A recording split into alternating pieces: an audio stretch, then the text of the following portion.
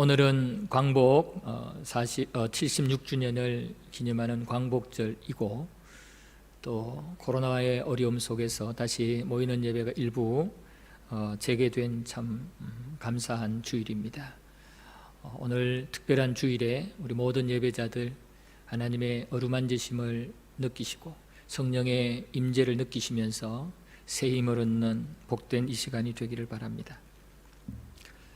어느 날 세계 각국을 대표하는 10사람이 소형 배를 함께 탔습니다.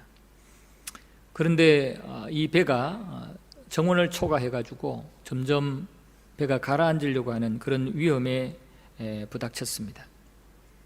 배의 수용 인원은 7명인데 10명이 타가지고 이 배가 이제 침몰하려고 하는 그런 위험에 처했던 것입니다. 그래서 할 수 없이 10명 중에 7명 남고 3명은 나머지 7명을 위해서 바다에 뛰어내려야 됩니다. 그때 영국 대표가, 영국 사람이 대영 제국의 신사도 정신을 발휘해서 내가 희생하겠습니다 하고는 바다에 뛰어내렸습니다. 그러니까 옆에 있던 미국 사람이 세계 최강국의 사람으로서 내가 희생하겠습니다 하고는 또 뛰어내렸습니다. 그리고 세 번째 한 명 더 뛰어내려야 되는데 한국 사람이 나섰습니다. 벌떡 일어나서 대한민국 만세, 대한민국 만세, 대한민국 만세, 만세 삼창을 크게 외친 후에 옆에 있던 일본 사람을 확 밀어서 바다에 빠뜨렸다고 합니다. 그러면서 하는 말이, 진작 내가 떠밀기 전에 스스로 빠졌어야지, 이렇게 혼자 말을 했다고 그럽니다. 우습게 소리죠. 예화인데, 우습게 예화인데 의미가 있는 예화입니다. 우리 민족이 일본 사람에 대한, 일본 민족에 대한 감정이 이렇게 깊이 남아 있다는 얘기입니다. 우리가 스포츠 경기를 볼 때도 그렇잖아요. 다른 나라하고 붙을 때 그때도 이기면 좋겠는데 일본하고 붙으면 꼭 이겼으면 좋겠다는 그런 생각이 듭니다. 꼭 이겨줬으면 좋겠다, 이런 생각이 들어서 더 아주 강하게 응원을 하기도 합니다. 그리고 우리 선수들도 그것을 너무 잘 알기 때문에 다른 나라들하고 시합할 때와 좀 달라요. 일본하고 시합할 때는 아주 정신력이 강해져 가지고 초인 정신을 발휘하기도 합니다. 이게 우리 일본에 대한 우리 한국 민족의 아픔입니다. 그동안 일본이 우리 민족에게 자행한 일제강점기 때 행했던 그것을 우리가 알고 있기 때문에 그 부분에 대한 아픔과 상처가 이렇게 남아있는 것입니다. 오늘은 우리가 광복 76주년을 맞이하는 날인데요. 그리고 또 이틀 후면 우리 인도네시아, 우리가 살고 있는 인도네시아도 광복 76주년을 맞이하는 날입니다. 우리보다 이틀 뒤에 인도네시아가 광복을 맞이했습니다. 사실 76년은 결코 짧은 기간이 아닙니다. 우리는 짧게 몇십 분만 지나도 잊어버리고 몇 시간만 지나도 쉽게 잊어버리는데 76년이나 된 사건을 우리가 어찌 상세하게 다 기억할 수 있겠습니까? 하물며 우리는 이 76년 전에 일제 만행의 모든 사건을 직접 경험한 경험 세대도 아닙니다. 그냥 소리로 듣고 소리로 보고 이렇게 간접으로 경험했던 그런 세대입니다. 그렇기 때문에 이 간접 경험한 자로서 일제의 만행을 우리가 계속 기억한다는 것은 결코 쉬운 일이 아닙니다. 그러나 기억해야 됩니다. 그러나 기억해야 됩니다. 왜냐하면 광복절은 단순히 우리 민족이 일제에서 해방된 그 수준이 아니라 하나님의 은혜로 우리 민족이 이 광복의 기쁨을 누리게 되었다는 거예요. 단순한 광복이 아니라 이 광복에는 하나님의 계획하심이 있고 하나님의 은혜가 있기 때문에 우리는 기억해야 됩니다. 특히 우리 교회와 그리스도인들은 이 광복절에 우리 민족이 하나님의 은혜로 이렇게 해방되고 특히 한국 교회가 끝까지 믿음을 지키면서 견뎠던 그러한 모습들을 기억을 하면서 한편으로 영적인 해방을 주신, 구원의 해방을 주신 그 영적 해방을 기억하면서 우리는 하나님 앞에 감사도 하고 그 은혜에 보답하는 헌신을 다짐하는 그러한 시간이 되어야 됩니다. 그래서 우리 그리스도인들은 더욱더 이 광복절을 기억하면서 하나님 앞에 적극적인 감사와 헌신을 다짐해야 됩니다. 이스라엘 백성들에게 하나님은 오늘 말씀을 보면 민족의 해방을 기억하라고 하십니다. 오늘 본문 18절 말씀에 보면은 너는 애굽에서 종되었던 일과 내 하나님 여호와께서 너를 거기서 속량하신 것을 기억하라. 한마디로 말하면 출애굽의 해방을 기억하라라고 하나님께서 모세를 통해서 말씀을 하고 계십니다. 여기뿐만 아니라 신명기 15장 15절에서도 너는 애굽 땅에서 종되었던 것과 내 하나님 여호와께서 너를 속량하셨음을 기억하라. 똑같은 말씀을 하십니다. 성경에서 이 출애굽 해방을 하나님께서 계속 기억하라고 반복해서 말씀을 하십니다. 이스라엘 백성들은 애굽에서 400여 년의 삶을 살게 됩니다. 초창기는 요셉이 총리로서 나라를 구한 일로 인해 가지고 이스라엘 백성들이 대우를 받으면서 살았어요. 그런데 하나님의 은혜로 점점 이스라엘 백성들의 인구가 늘어나니까, 기하급수적으로 늘어나니까 애굽 사람들이 불안함을 느끼게 되고, 혹시 저들이 배신해서 우리를 오히려 정복하고 정권을 찬탈하지는 않을까, 뭐 이런저런 생각으로 불안해가지고 우대하던 그 태도가 이제는 미워하고 시기하고 환난과 핍박을 주는 태도로 바뀌어지게 됩니다. 그래서 이스라엘 백성들은 시간이 가면 갈수록 애굽 사람들에게 말할 수 없는 고통과 환난과 핍박을 당하는 신세가 되었습니다. 그러나 이 모든 것을 하나님은 다 보고 계셨습니다. 하나님은 이스라엘 백성들의 이 모든 것을 다 보고 계시다가 그들을 해방시키고 그들을 가나안 땅으로 다시 복귀시킬 그 계획을 펼치게 됩니다. 그게 바로 출애굽 해방이죠. 출애굽기 3장 7절 8절 말씀에 보면 하나님이 모세에게 이런 말씀을 하십니다. 여호와께서 이르시되 내가 애굽에 있는 내 백성의 고통을 분명히 보고 그들이 그들의 감독자로 말미암아 부르짖음을 듣고 그 근심을 알고 내가 내려가서 그들을 애굽인의 손에서 건져내고 그들을 그 땅에서 인도하여 아름답고 광대한 땅, 젖과 꿀이 흐르는 땅, 곧 가나안 족속, 헷 족속, 아모리 족속, 브리스 족속, 히위 족속, 여부스 족속의 지방에 데려가려 하노라. 하나님의 이스라엘 백성들의 그 모든 형편을 다 보고 계시다가 때가 되매 그들을 해방시켜서 약속의 땅, 축복의 땅으로 데려가겠다, 이 말씀을 하시는 겁니다. 하나님이 이스라엘 백성들을 해방시키고 이스라엘 백성들에게 은혜의 시대를 열어주시겠다는 것입니다. 모세는 이 하나님의 뜻과 계획을, 그리고 그 계획대로 실제로 출애굽 해방을 맡게 된 것을 이스라엘 백성들을 통해서 이스라엘 백성들에게 잊지 말라고 지금 말씀을 하고 있는 것이죠. 모세는 가나안 땅에 눈앞에 두고도 들어가지를 못하게 됩니다. 인간적으로 얼마나 안타깝고 속상하겠어요. 40년 동안 광야에서 그 힘들고 어려운 고비고비를 넘기고 이제 바로 눈앞에 가나안 땅인데 그 가나안 땅을 두고 하나님이 너는 들어가지 못한다 했을 때 모세의 마음이 얼마나 아프겠어요. 그렇지만 모세는 모압 광야에 출애굽 2세대들, 그때까지 살아남은 모든 이 출애굽 2세대들을 다 모아놓고 그들에게 자신은 들어가지 못하니까 마지막 유언과 같은 강론을 합니다. 모세는 출애굽 2세대들에게 자기가 못 들어가니까 마지막으로 이 모압 광야에서 율법을 강론을 합니다. 율법에 대해서 해석해주고 40년 동안 있었던 그 하나님의 은혜에 대해서 사건들을, 그 의미들을 해석해 줍니다. 그래서 가나안 땅에 들어가서 하나님의 백성답게 비록 모세가 함께 가지 못해도 잘 살 수 있도록 그렇게 부탁을 합니다. 그 내용을 기록한 게 신명기입니다. 이 신명기에 여러 가지 모세의 당부가 있는데 그 중에 한 메시지가 바로 출애굽 사건을 통해서 보여주신 그 하나님의 은혜를 기억하라는 거예요.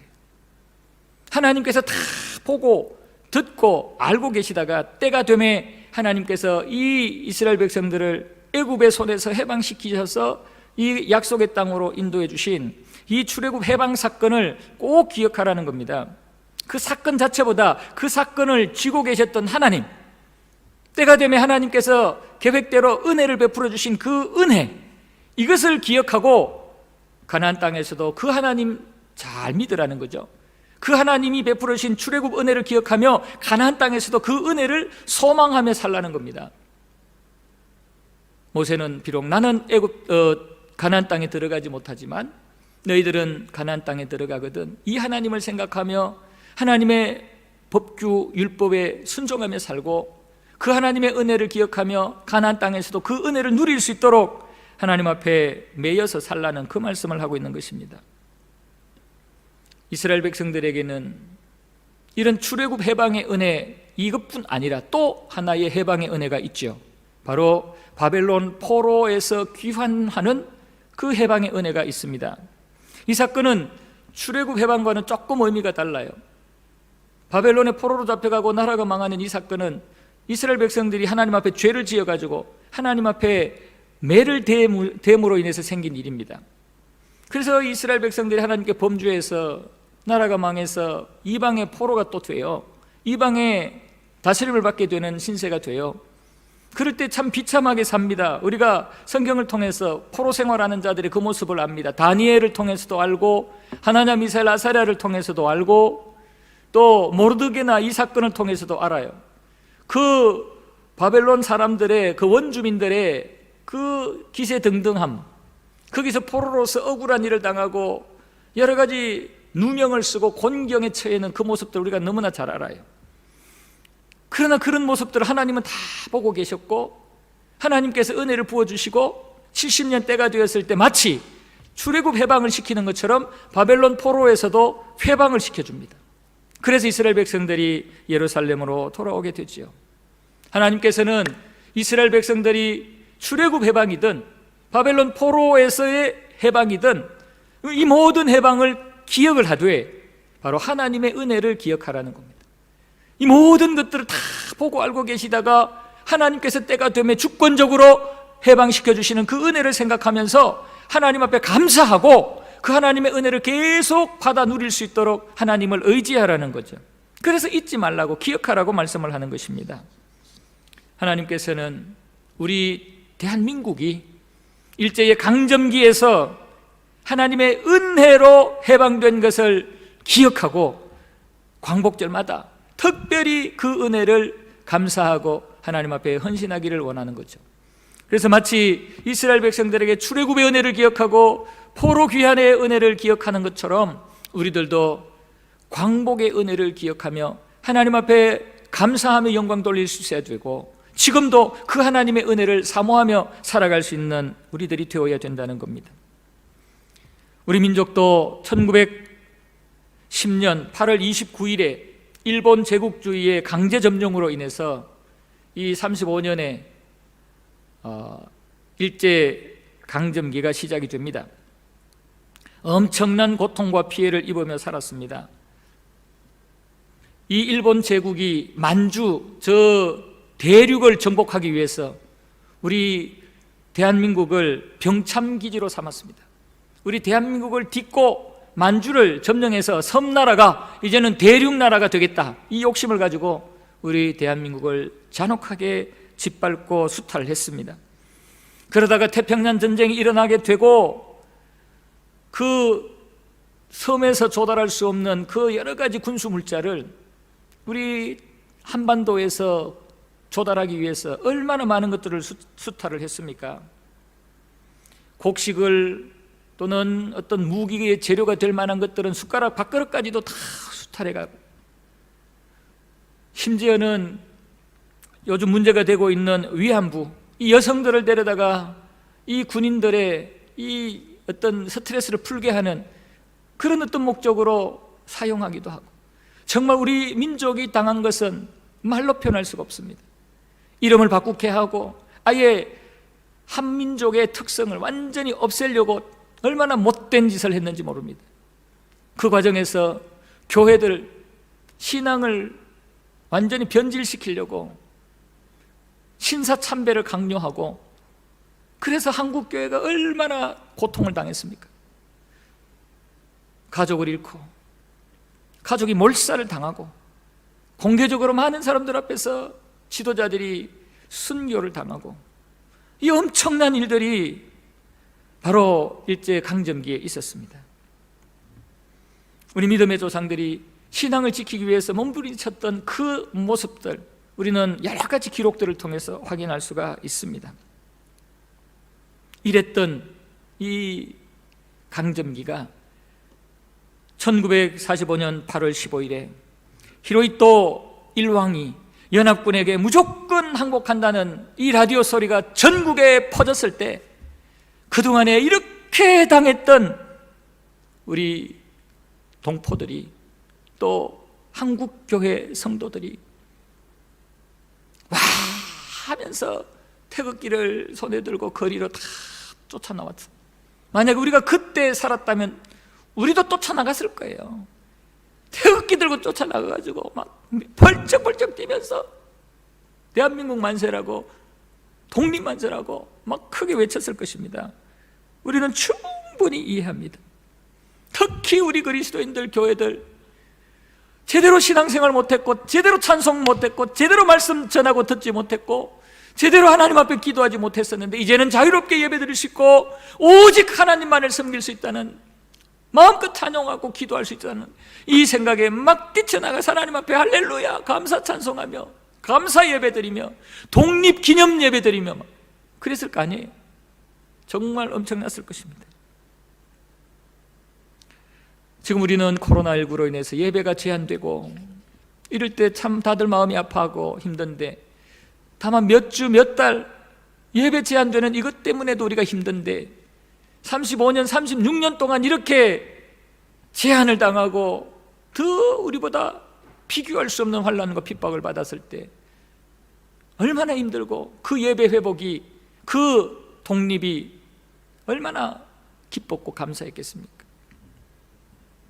함석헌 선생은 성서적 입장에서 본 조선 역사라는 책에서 8.15 광복은 하나님이 우리에게 준 떡이다 이렇게 얘기했어요. 하나님이 우리에게 준 떡이다. 이 말은 하나님의 축복의 선물이라는 거죠. 8.15 광복은 그냥 우리가 노력해서 얻은 게 아니라 하나님이 우리에게 주신 축복의 선물이다. 하나님의 선물이라는 거예요. 하나님의 작품이라는 거예요. 하나님의 작품. 여러분, 우리 그리스도인들은 모든 게 하나님의 주권 속에 있다는 걸 알잖아요. 그렇다면 이 광복도 하나님의 작품이에요. 하나님의 작품. 다 보고 계시다가 이스라엘 백성들 출애굽시키고 다 보고 계시다가 포로에서 귀환시키신 그 하나님이 우리 민족을 다 보고 계시다가 순교당하는 우리 믿음의 선배들을 다 보고 계시다가 때가 되매 1945년 8월 15일에 이 광복의 기쁨을 주신 거예요. 이게 바로 하나님의 작품이라는 거예요. 이것을 우리는 생각을 하면서 감사할 수 있어야 돼요. 하나의 예를 들자면 1945년 8월 17일과 18일에 일본이 아주 무서운 음모를 계획하고 있었다고 그럽니다. 이 8월 17일과 18일에 한국에 있는 애국지사나 정계 인사나 교육계나 종교계 청년단체 지도자 중에서 20만 명을 체포하여 일시에 학살할 계획을 세웠다고 합니다. 8월 17일, 18일 양일 동안에 한국에 있는 애국지사들, 정계 인사들, 교육계, 종교계, 청년단체 지도자들, 앞으로 이 일제에 맞설 수 있는 싹수가 될 만한 이러한 사람들을 20만 명을 이 17일, 18일 양일간에 몰살시킬 그런 계획을 가지고 있었대요. 20만 명, 이거요, 악인들이 계획 잡으면 이거는 충분히 자행할 수 있어요. 그래가지고 8월 17일, 18일 이때 치밀한 계획을 세웠는데요, 하나님께서 일어나신 거죠. 이 비극을 막기 위해서 하나님께서 8월 8일에 히로시마에 원자폭탄을 투하합니다. 그래서 8월 15일에 17일이면 20만 명이 죽어요. 그런데 15일에 항복하게 만든 거예요. 8월 8일에 원자탄을 터뜨리고 8월 15일에 무조건 항복하게 만든 거예요. 이틀 전에 항복하게 만든 거예요. 그 모든 계획이 수포로 돌아가게 만든 거예요. 더 놀라운 것은 20만 명을 죽이려고 했던 일본이 원자폭탄이 본토에 떨어져 가지고 자기 민족이 20만 명이 죽어요. 이게 하나님의 은혜라는 거죠. 이게 하나님의 은혜, 하나님의 작품이라는 거죠. 만약에 일주일만 늦게 진행되었어도 우리 민족 지도자들 20만 명이 몰살당해서 우리 민족이 어떻게 될지를 몰라요. 하나님의 은혜라는 이유가 이런 데 있는 겁니다. 여러분, 우리는 8.15 광복을 맞이하면서 76년 맞이하면서 이런 하나님의 은혜, 하나님의 개입하심을 믿고 하나님 앞에 감사하고 계속해서 그 하나님의 은혜를 사모하고 그 하나님 앞에 우리가 해야 될 일을 감당할 수 있는 그런 결심을 할 수 있어야 됩니다. 여러분, 지금까지 이 광복의 기쁨과 그 의미를 깊이 생각하지 못했다면 이제부터라도 깊이 생각할 수 있기를 바라고, 특히 우리 한국 교회에 있었던 그 하나님의 손길과 은혜를 제대로 기억하지 못했고 우리 후손들에게, 자손들에게 가르치지 못했다면 좀 가르치셔서 우리가 나중에 이 땅을 떠나더라도 우리 자손들이 이 광복을 통해서 주신 그 하나님의 은혜를 여전히 기억하고 우리 후손들에게 잘 물려줄 수 있도록, 그래서 대한민국이 주님 오시는 그날까지 계속해서 하나님의 은혜를 유지할 수 있도록, 우리의 자손들이 계속해서 하나님 앞에 헌신하고 믿음의 삶을 살 수 있도록 만드시는 그런 믿음의 조상들이 되기를 바랍니다. 그리고 우리가 이 광복절에 또 기억해야 될 것은 영적 해방입니다. 죄와 사망에서, 그 권세에서 그리스도의 보혈로 구원해 주신 그 영적 해방을 기억하고 하나님께 감사할 수 있어야 됩니다. 사실 우리가 일제강점기에서 해방된 것도 큰 은혜고 너무너무 감격스러운 건데요, 사실은 영적인 해방의 은혜가 더 큰 겁니다. 영적인 해방의 은혜가, 이 사망과 사단의 권세로부터 해방시켜준 이 영적인 은혜가 우리에게는 더 큰 겁니다. 아담 하와가 범죄한 이후에 우리 모든 인간들은 하나님 앞에 죄인이 되었고 저주의 삶을 살 수밖에 없습니다. 이 하나님 앞에 죄인, 저주의 삶을 살게 되면 결국은 하나님께 버림받아서 사탄의 종노릇하며 사탄에게 꼼짝 못하는 매이는 삶을 살아야 됩니다. 여러분, 마귀 사단이 눈에 보이지 않는다고 해서 우리가 소홀히 하면 안 돼요. 이거는 항상 우리 가까이에 존재하면서 필요에 따라서 우리를 활용해서 써먹어요. 그래서 마귀 사단은 우리 하나님께 범죄한, 하나님께 버림받은 인간들을 언제든지 손으로 잡고 매서 하고 싶은 대로 하는 게, 이게 이 사단의 종노릇하는 우리의 신세입니다. 마가복음 5장에 보면은 군대 귀신 들린 사람이 등장을 합니다. 군대 귀신 들린 사람이 등장을 하는데, 이 군대 귀신, 이게 이 마귀와 그 세력의 모습이라고 볼 수 있는데요, 이 군대 귀신에 들린 이 사람이 어떤 삶을 사느냐 하면은 무덤 사이에 거처하게 되고 아주 포악해가지고 아무도 그를 제어할 수 없게 되고 늘 막 소리를 막 질러가면서 자기를 통제를 못하게 되고 돌로 자기 몸을 막 때리고 이렇게 자해를 해서 온몸이 상처투성이가 되는 정상적인 삶을 살지 못하게 만드는 그런 모습으로 이 귀신들이 이 사람을 장악을 했습니다. 마귀가, 이 악한 영들이 장악하게 되면 이런 내가 나를 지킬 수 없는, 하나님 주신 이 사람의 모습을 다 잃어버릴 수 있는 그런 상황까지 온다는 것을 우리는 이 마가복음 5장의 이 내용을 가지고 확인할 수가 있습니다. 여러분, 죄인된 인간들은 사탄의 세력을 이길 수가 없습니다.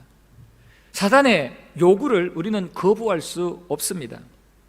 우리는 사탄보다 능력도 부족하고 지혜도 부족하기 때문에 사탄이 마음만 먹으면 우리들을 마음껏 지 하고 싶은 대로 이용할 수 있습니다.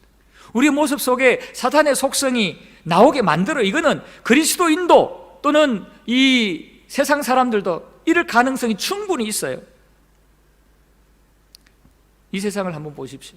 이 세상을 보면은 얼마나 사람답지 않는 짓을 하는 사람들이 많습니까? 사람 같지 않는 삶을 사는 사람들이 얼마나 많은지 모릅니다.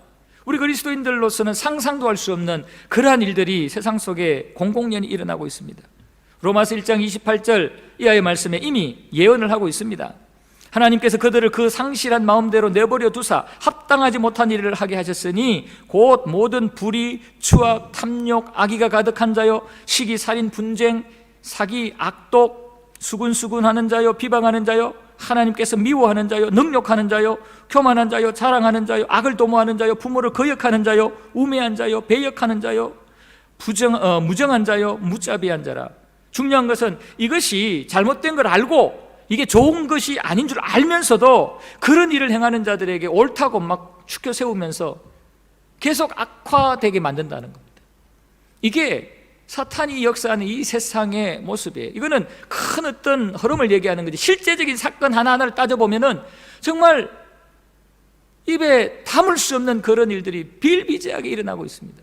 사람으로서는 할 수 없는 일들이 일어나고 있습니다. 이것은 바로 우리가 그만큼 이 악한 영들에게 매여 있다는 거고 악한 영들에게 끌려다닌다는 증거입니다. 바로 범죄한 우리 인간들이 이런 모습, 마귀 사단에게 정복당해서 끌려다니는 이런 삶을 살아야 되는 그런 신세라는 거예요. 그리고 죄와 사망에 두려워하면서 매여 사는 이러한 삶을 살아야 됩니다.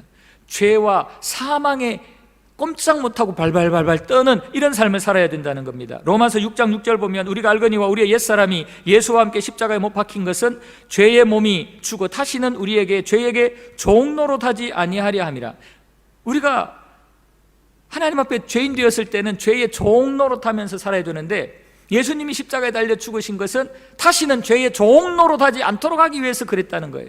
그러니까 예수님 앞에 우리가 구원을 받기 전에는 죄의 종노릇하는 매이는 삶을 살아야 되는 신세라는 거죠. 히브리서 2장 15절에서도 또 죽기를 무서워함으로 한평생 매여 종노릇하는 모든 자들을 놓아주려 하심이라. 예수님이 죽으신 것은 죽음을 무서워하는 우리들에게 죽음을 무서워하지 않고 죽음의 종노릇하지 않도록 하기 위해서 예수님이 십자가에 달려 죽으셨다가 죽음을 이기고 부활하시는 것을 보여주셨다는 거예요. 우리에게는 죽음이 제일 무섭습니다. 사망이 제일 무섭습니다. 우리 인간들에게 제일 무서운 게 죽음이고 사망입니다. 인간들은 안 죽으려고 몸부림을 치고 있잖아요. 또 죽더라도 조금이라도 늦게 죽으려고 몸부림을 치고 있잖아요. 왜 그래요? 죽음이 두려우니까 그래요. 왜 죽음이 두려워요? 죽음 뒤의 세계를 모르니까. 또 우리의 영이 막연하게 앞으로 죽으면 영원한 지옥에 떨어진다는 것을 우리의 영이 막연하게나마 이게 직감을 하게 되니까 그런 겁니다. 죽음이 겁나는 이유, 사망이 겁나는 이유, 바로 이러한 이유 때문에 불안한 거예요. 마귀는 그래서 이 사망의 권세를 이용해서 우리를 콱 잡고는 우리로 하여금 불안하게 살고 하나님 보시기에 합당하지 못하게 살도록 계속해서 회방하는 겁니다. 그래서 범죄한 우리 인간들은 사단에게 매여서 종노릇하고 죄와 사망에 매여서 발발 떨면서 이 땅에서 불행한 삶을 살게 되는 거예요. 이러한 우리 죄인된 인간들에게 하나님께서 예수 그리스도를 보내주셔서 예수 그리스도가 이 영적 매임으로부터, 사망으로부터 매이고 죽음의 사단의 권세로부터 매인 우리를 예수 그리스도의 십자가의 은혜로 해방시켜 주신 거예요.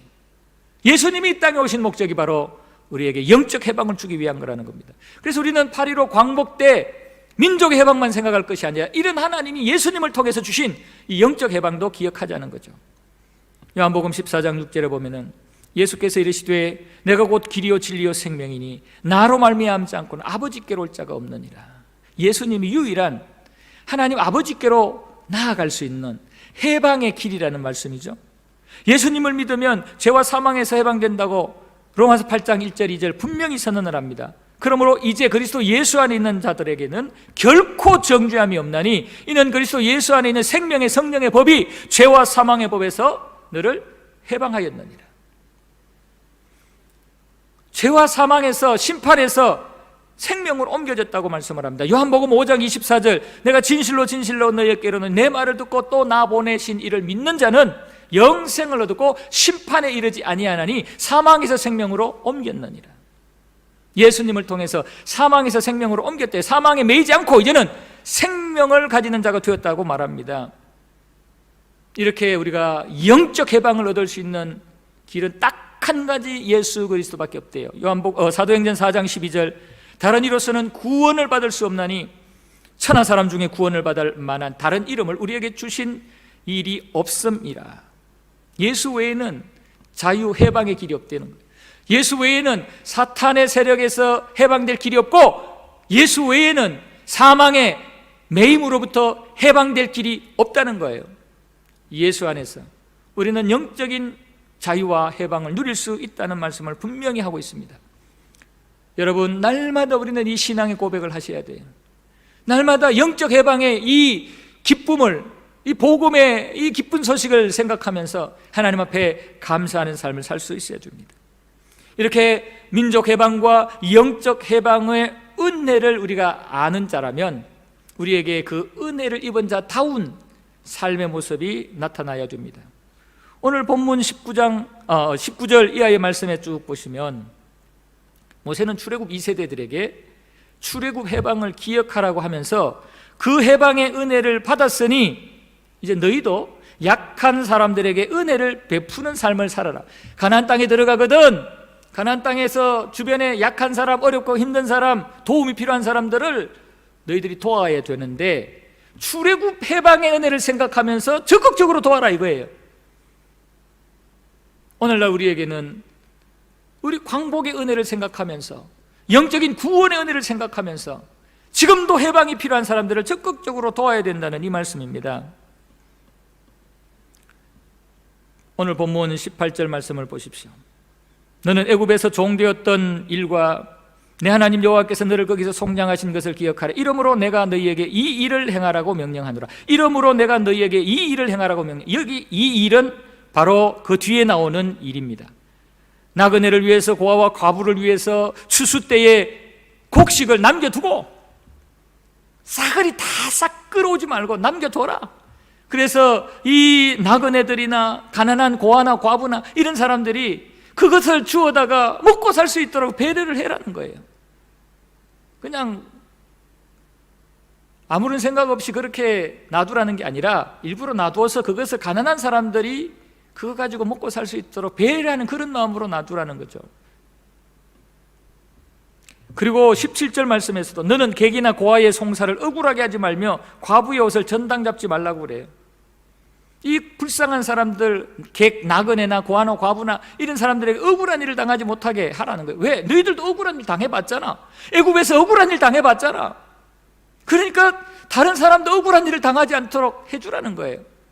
그리고 그 가난한 사람들 먹고 살 수 있도록 농사 지을 때, 추수할 때 배려를 하라는 겁니다. 뿐만 아니라 신명기 15장 15절에서도 같은 말씀을 하세요. 너는 애굽 땅에서 종되었던 것과 내 하나님 여호와께서 너를 속량하였음을 기억하라. 그것으로 말미암아 내가 오늘 이같이 네게 명령하노라 그래요. 그러면서 뒤에 말씀을 하시는데 어떤 말씀을 하냐면은 출애굽을 기억하면서 종들 중에서 7년이 되면 그 종의 신분에서 자유케 해주라고 그래요. 너희들 종 되어봤지? 애굽에서 종살이 해봤지?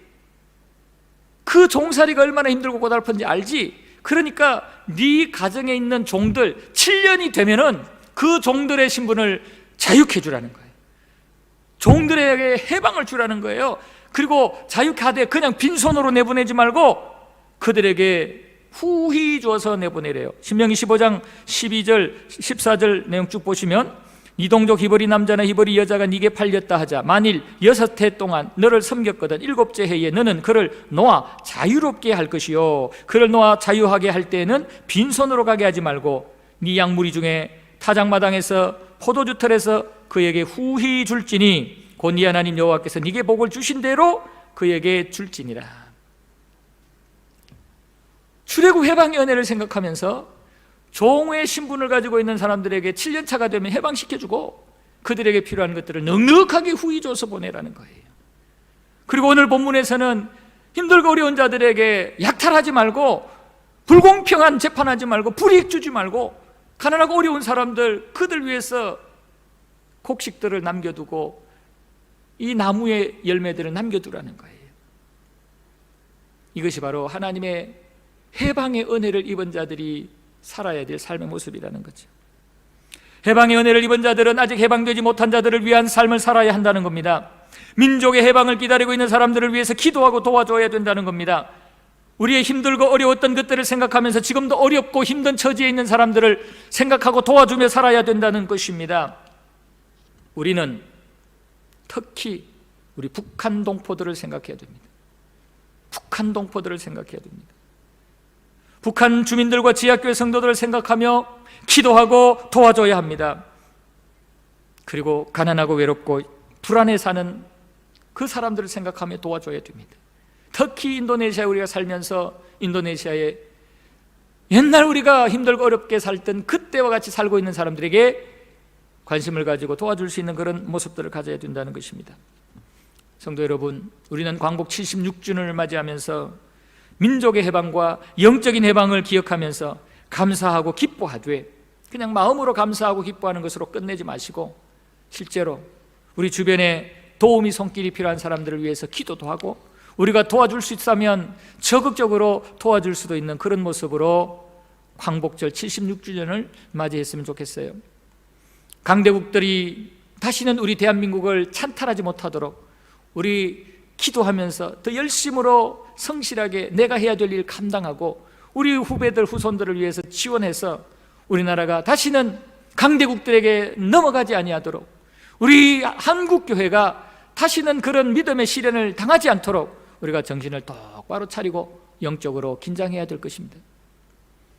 지금 사회 전 분야가 위기를 맞고 있습니다. 특히 코로나19로 인해서 엄청난 충격 속에 허우적거리고 있습니다.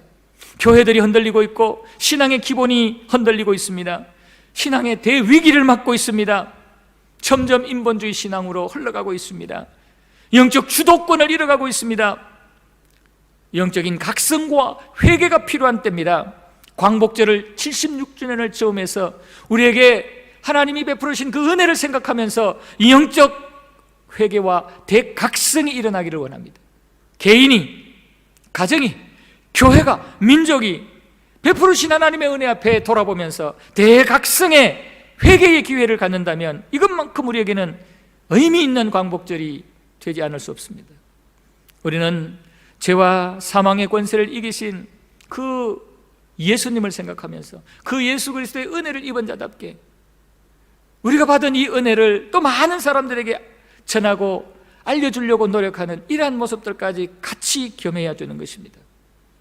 하나님의 은혜로 이스라엘 백성들은 출애굽 해방의 은혜를 입었고 포로의 자유 해방의 은혜를 입었습니다. 하나님의 은혜로 우리 민족은 일제강점기로부터 해방의 은혜를 입었습니다. 예수님의 십자가의 은혜로 죄와 사망의 권세로부터 우리는 해방되는 은혜를 입었습니다. 이제 남은 것은 그 은혜를 입은 자답게 하나님 앞에 살아가는 겁니다.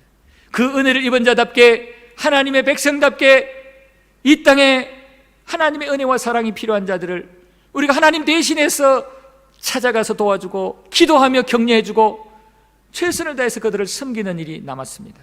우리 연합교회가, 우리 모든 성도들이 이 사명을 잘 감당할 수 있는, 그래서 이 8.15 해방을 하나님 앞에 영광 돌릴 수 있는 그런 기회로 삼는 저와 여러분들 우리 교회 되기를 주님의 이름으로 축복합니다.